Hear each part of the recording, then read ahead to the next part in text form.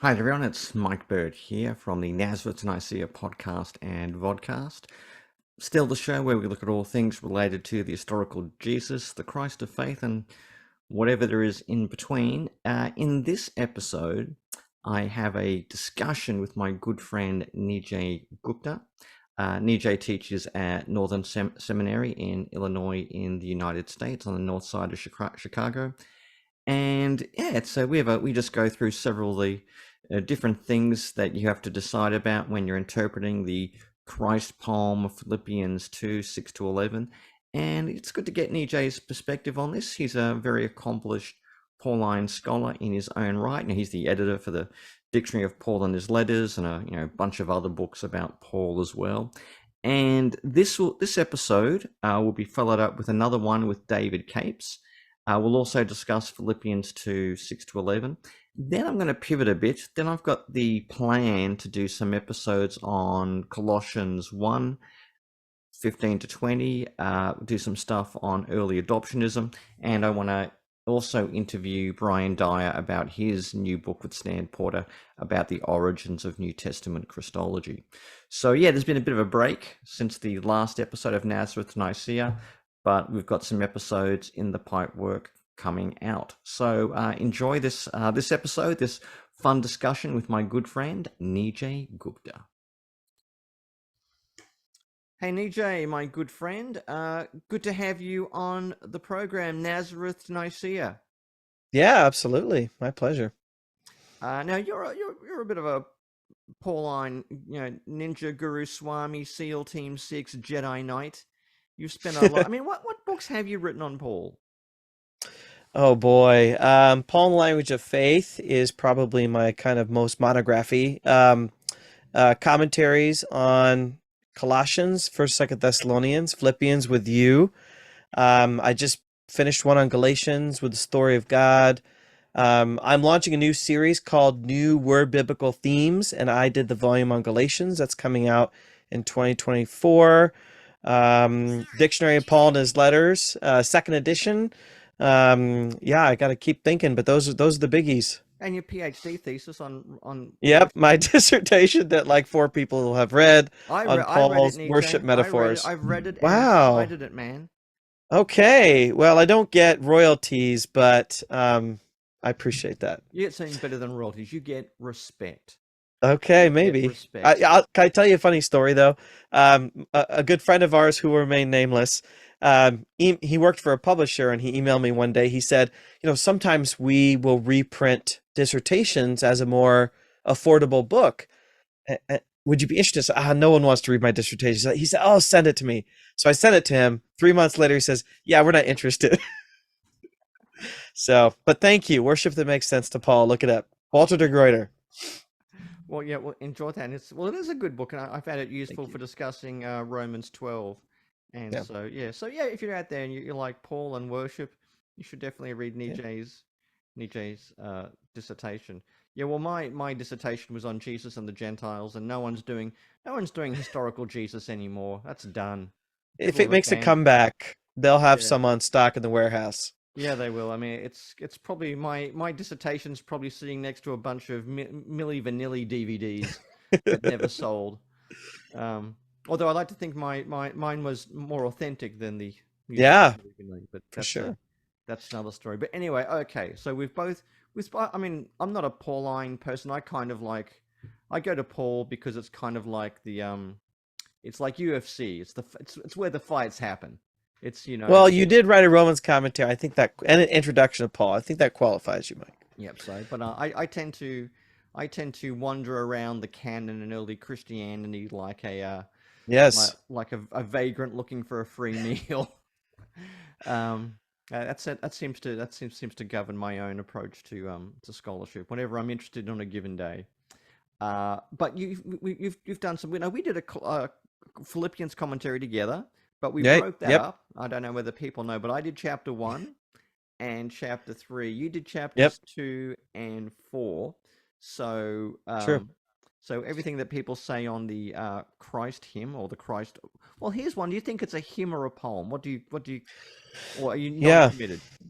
So I side with those scholars that say it's going too far to conjure up this preformed liturgical tradition from like the 40s that or 30s that predate Paul. I think we're just kind of chasing ghosts when we're trying. I had this big argument on social media with John Dixon about this, where Oh, I yeah. said we need to stop looking for preformed tradition.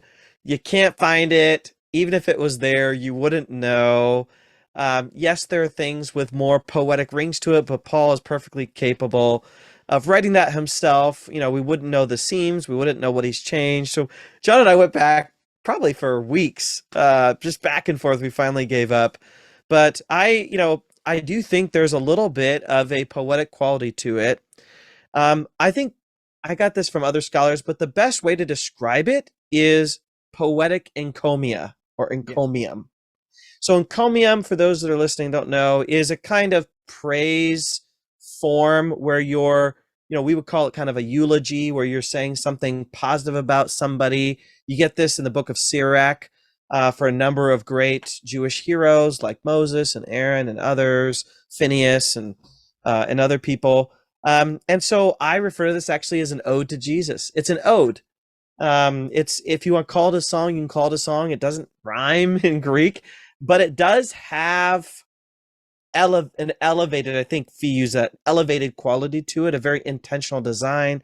The word selection is just so. So whatever you call it, it definitely is meant to be memorable and has this really, I call it like a cosmic parable, has that kind of larger than life flow to it. Okay. Now, there's a whole bunch of interpretive decisions you've got to make Yes. as you go through this, and every single one of them is disputed. You go through Yes. every line, like more faith to you, Hmm. equal with God. Um, is there Even an verse 5, yeah. where it says, let this mind, set be in you, which was in Christ Jesus. Some people said, uh, let it be yours, what is in Christ Jesus. It's not let the mindset. There's all kinds of interpretations there, verse Yeah, 5. and even whether the purpose is ethical or charismatic. I Yep. mean, Yep. where do you sit on that one? Is this just Christ as an ethical paradigm of humility, or is this proclaiming the incarnation, or is it a bit from column A, a bit from column B? Yeah, I mean, if you're talking, I think there can be layers, right? With a lot of Paul's deep work, there's going to be double entendres and layers. I think the most obvious layer is going to be moral because there's so many connections between the Philippian ode to Jesus and verses 2, 1 through 4, right? Do nothing out of selfish ambition or vain conceit, but in humility. And that same language of humility is used of Christ's lowering, Hmm. right? And then that vain glory, kenodoxia, literally empty glory. We get the kenosis, right? He emptied himself. There's so many connections between those first few verses and then this ode to Jesus. You can't help but assume that it's meant to be an inspiring story. Now, like Mike Gorman talks about as non-identical repetition, which means you're meant to imitate it. That's the whole point of an encomium, right? You're meant to imitate it, but of the greatest heroes, you can't be exactly like them, whether it's Jesus or Hercules. You can't be Exactly. exactly like them, but you can aspire to be like them. And then right after it, verse 12, therefore work out your salvation. The therefore leads right into a command. So I can't help but think, yes, this is a formative, discipleship oriented. I like to say, if we were to put up a statue, if Christians are going to put up a statue somewhere, they put up a statue of Jesus saying, this is who we're supposed to be like. And I Yeah. think that's what Paul's doing. Okay, that's probably a good way to put it. Yeah, I do think the ethical thing, because in the same way that Paul gives up his privileges, Hmm. chapter 3 is the kind of the inherited privileges of a practicing zealous Jew, in the same Right. way that he wants the Philippians to give up their privileges. So it's a kind of self-renunciation and humility. Exactly. I think that's the model for everyone, and that runs across Philippians, which for me also speaks to the unity of the letter, despite, the Hmm. ideas it's like, 4 or 5 different things that Split have been up. patched together. I've never been able to get my head around that. But I okay, think well, John Ruhlman had this big anchor commentary yes, where he has all these different theories. I yeah, remember Jimmy Dunn has this really long review where he just says this is just ridiculous. It's getting really ridiculous with all these, like, this is letter A, letter B, letter C. Yeah. I don't No. want to go off topic, but also reminds me of a John commentary you reviewed, where it gave you a commentary. It was a commentary on, like, not on John's gospel, but on 3 But different like, editions. There was like, you yeah. know, John, then Proto John, and then finally John. And I remember Yeah, you that person saying, was upset about my yeah, I mean, he was upset about my review, but I was thinking no one's other than his specific club, no one's gonna find this useful. yeah, I found it about as convincing as vows of fidelity at a Trump family wedding ceremony, but that's just me. That's just me. Yeah. Okay, Anyway, back to Philippians. back to Philippians. So what are the other major parts of the Christ, let's call it the poem, Yeah. that you think are really determinative? I mean, is it the form of God, equality?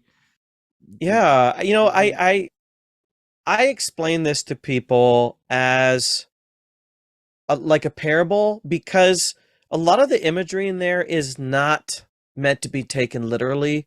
That doesn't mean Jesus isn't God. It doesn't mean he didn't really raise from the dead. But take, for example, he took the form of a slave. He didn't actually take the form of a slave. He took the form of a Galilean commoner. But it's like this vertical distance he traveled from, equal to God to the incarnation to the cross. It's trying to explain that. So that's why I've called it a cosmic parable. I think one of the biggest issues is what it means to be in the form of God. And I yeah. think this is one of those few times that I have disagreed strongly with Fee. Fee was okay calling it the nature. Mm. The nature usually refers to something kind of internal, but this is actually something that you and I both have a history with. The first person to change my mind on that was Susan Eastman when we launched the Journal for the Study of Paul and His Letters. Her very Which they first. cancelled. I They know, cancelled our journal, Nijay. I know. It's I'm sad. going Rest in John Wick peace. on there, man. I'm going down to university. I'm going John Wick mode. Yeah, it's They really killed my sad. puppy, man. They Really killed my sad. puppy, and they've got to pay. Yeah, there's so many journals out there. Why did ours get on the chopping block? But send Mike money to his YouTube channel. We can get it started again. All right. But Susan Eastman wrote a really nice kind of focusing on dramatic language, kind of the play drama kind of thing. One of the things she did in that was look at this language of Morphe, and she convinced me later on. Jeffrey Wyma, sorry, not Jeffrey Wyma, Joseph Hallerman wrote on this, but really arguing that form means visible external form. And we see this just in the concept of morphe, which, transformation. We use this word all the time, and it means form. And here's what I think, Mike. I think Paul is saying, imagine like Mount Olympus, right? Imagine just the realm of the gods. And even in traditional Greco-Roman mythology, even if you've watched, like, what's his name, Perseus Jackson, and Yeah, that Percy whole Jackson. Yeah, series, Percy Jackson, yeah. Even if you watch that, the gods themselves are in this giant glorious form, but when they appear to humans, they appear in a more diminished form, so they don't, overwhelm them. And that is actually how some Greco-Roman myths operate. So imagine Jesus, let's say, is up there on this kind of Mount Olympus of angels and whatever. He's in this super glory form, and he has the highest seat in the house. And by glory and by form, I think it just means his radiant glory. Like, he just, of everyone's clothes, his shines the brightest. Whoever's wearing jewelry, he has the biggest jewel. Like, all of that. The whole point isn't necessarily how bright he shines, but the fact that he's not going to hold on to that with the death grip, right? If I ever get box seats at like a major sporting event, like, I'll never want to leave. They'll like have to pry me out of there. I'll be eating shrimp. Shrimp will still be in my mouth and they pull me out of there. But the whole point of what Paul is saying is that immediately when the Father says you need to go, he goes into action. He's happily willing to give up his box seats. And you have this idea of emptying, and he's not emptying himself of divinity, and he's not emptying himself of, perfection. He's emptying himself of that radiance. right? He's not, I even like the language of becoming nothing. In fact, I think you and I both collaborated on this when we talked about Philippians, that the mention of the cross in the poem might connect with the mention of him being a slave, because crucifixion was a common punishment for slaves, especially rebellious slaves. And so it's this idea that he's willing to derobe of glory and honor and all of that. I like to use the example of the story of the Prince and the Pauper, where they kind of trade places. And he's in this situation where people are spitting on him and people are talking back to him, but he's willing to do that for obedience to God at all costs. And then the resurrection, and my view of the resurrection, I actually get a lot of this from Lou Martin. He has this important statement about Paul's view of resurrection, that while the resurrection comes after the crucifixion, it doesn't thereby replace it. And his point is, if crucifixion is the world's stamp of disapproval or rejection on somebody, the resurrection is God's stamp of approval on what Jesus did. I love thinking about that way, because then the resurrection has special meaning for those of us who are suffering, those of us who are finding it difficult to identify with Christ. I'm not talking about like getting made fun of on social media, but all the decisions we make to kind of double down on Christ. Just like Luke says, you'll get back houses and glories and honors. It's the same kind of thing. So even though we're not going to raise from the dead exactly the same way that Jesus did in terms of being the Son of God, he uses the language of super exaltation. It'll be even better than before. Whatever you give up, even going to the cross, even taking up your cross, it's going to be even better. And then finally, at the very end, to the praise of the Father. I think how it ends is really important, because Paul's writing to persecuted Christians, suffering Christians, to be able to say, all of it will be to the praise of the Father, whether glory or subjection or super exaltation. That's the way I read this. Gorman talks about this V-shaped story, humility and then super exaltation. I think that's meant to be a word of hope. Okay. Well, and what do you think about the nature of the Christologies being set forth? So you obviously got that V-shape thing. I mean, there's debates about whether it's pre-existent. Some have tried to find like an Adam Christology here, that icon and more an image of the same thing. But you then get some sort of real serious intertext from Isaiah 45. Yes. Being applied to Jesus. So, I mean, how high is the Christology we have going on here? I mean, is high even the right term? What is the sense in which Jesus is divine? So how divine is this divine Christology, or what type of divine Christology would you say is being put here? I mean, you've got Richard Baucham's, divine identity. You've got, who's going to say, Larry Hurtado. He's receiving divine worship at the end of it from all of creation. Right. What are the main tools or backgrounds in which you want to understand that the nature of Christ's divinity and what kind of divinity it is? Yeah, we don't have like 3 hours for this, but you've written literally the book on this with your most recent book. So I'll be asking you to answer as well. But let me give you my take, which is kind of off track of what other scholars talk about. But when it comes to Trinity, Trinitarian, Christology, I think that's really hard to explain. Three persons in one. I think it's great by the 4th century that we have someone to explain it. But the way I explain it is actually contrasting it to traditional pagan polytheism. Because in a lot of the myths of the Greco-Roman world, the gods are at each other's throats. They want to win in power and war against each other, whether it's the big three brothers or whether it's just gods tricking each other, on a daily basis. Sibling rivalries. I think what allows the New Testament to have coherence in many ways is that Father and Son are a close family that act in a unified way. They're separable as Father and Son, but they act in a unified way. And so that is the way I would explain the Christ hymn or the poem, is that, Jesus is an obedient Son. They're working as one. It's very Johannine.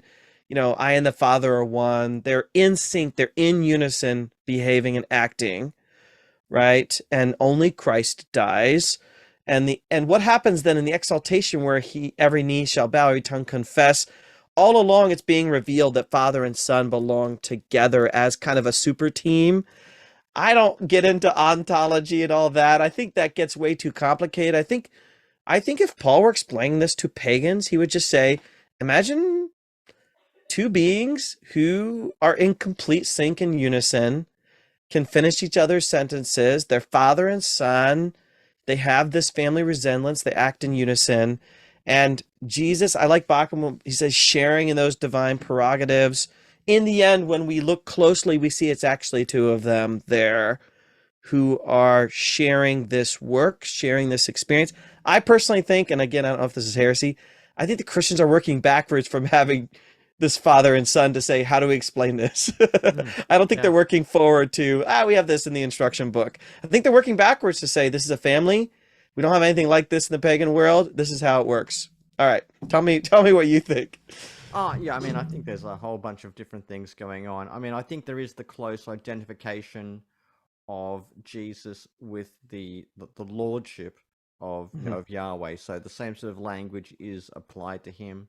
Right. Then First Corinthians 8. you've got kind of analogs to that kind of thing happening in the Dead Sea Scrolls, where divine language, although I mean, kurios, or Yahweh being applied, is kind of unique. I'm a little bit more optimistic on the ontology side, but that's a whole book I'd need to explain that.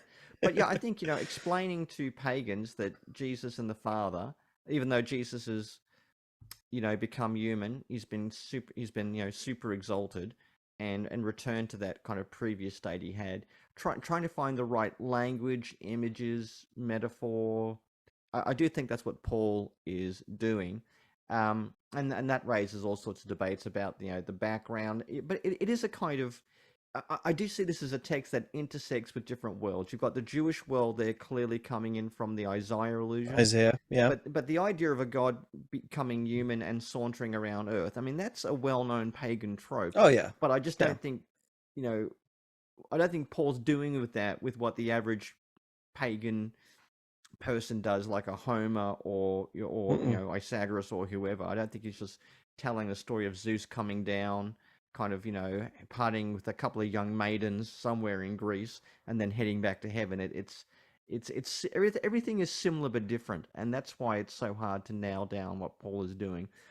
But at the end of it, Jesus receives universal worship in the sort of terms of Isaiah's monotheistic rhetoric. And that Right. is, on any metric, a very elevated claim for Jesus. So Absolutely. let me finish off with one final question then for you, Nijay. I mean, what do you do with this text in class, or I know even in preaching? So I mean, obviously you've probably been giving us a bit of it here, but if you had to give the takeaway for some students, you've been through 3 hours of exegesis of the nitty gritty, you've put it in context, gone through all these difficult topics of origins, genre, and laid out the things you have. What do you tell students or people? Just, this is what I want you to take away. Yeah, I went through an experience 10, 12 years ago, feeling like everybody was turning against me and I was miserable. It was embarrassing. And I remember my pastor, I was at a retreat and my pastor was sitting next to me. He could tell I was down in the dumps. I mean, this was months and months of really difficult experience. And he leaned over and he whispered in my ear, um, "You're learning how to focus on an audience of one." And I'm real, back then and now I've always been concerned about my reputation and what other people think of me. And I really appreciated that clarifying voice of this pastor saying, sometimes you got to screen everybody else out and say, I need to just listen to God. And he is the judge. He is the creator. He is the focus of my attention. And at times we notice within scripture that Jesus even had a hard time making the right decision, right? If we look at the Garden of Gethsemane, Mm. he needed his friends to stay awake and watch and pray. He prays, let this cup pass me by, this cup of suffering. And so to have Paul reinforce to the Philippians, listen, we have a model that's walked ahead of you to say sometimes these hard decisions have to be made to just walk the dark, lonely path in the valley. And we already know Jesus made it to the other side okay. You're going to make it okay too. I think that's what makes the gospel story powerful, is that, this is Bonhoeffer's message, right? Yeah. Not the God of the margins, but the God who came to the very center. I have a good friend who's a Bonhoeffer scholar who died a few years ago, tragically, in an accident. But we used to say to each other when we said goodbye, only the suffering God can help. That's a famous Bonhoeffer line. Yeah. And he'd say it in German. But to be able, this is what we say on account of Philippians 2, is that only the suffering God can help. I don't want a God that is all powerful and doesn't know my suffering. I want a God that's all powerful and also knows my suffering. And we have that well demonstrated in Philippians 2. Okay. Well, Nijay, first of all, I'd like to let you know that you have lots of friends and many fans. People hold you in the highest esteem. Not the least me, brother. Not the least me. And Nijay, it's been great chatting with you. This has been terrific. So yeah, anyone watching or listening, make sure you check out some of Nijay's works on Paul. There's our Philippians commentary with Yes. Cambridge University Press. And I think Nijay will have a future work on Philippians and Philemon in the future you can keep an eye out for as well. Otherwise, Nijay, a pleasure talking to you. Until next time, man, take care. And to everyone else, I'll see you around the channel or on the show.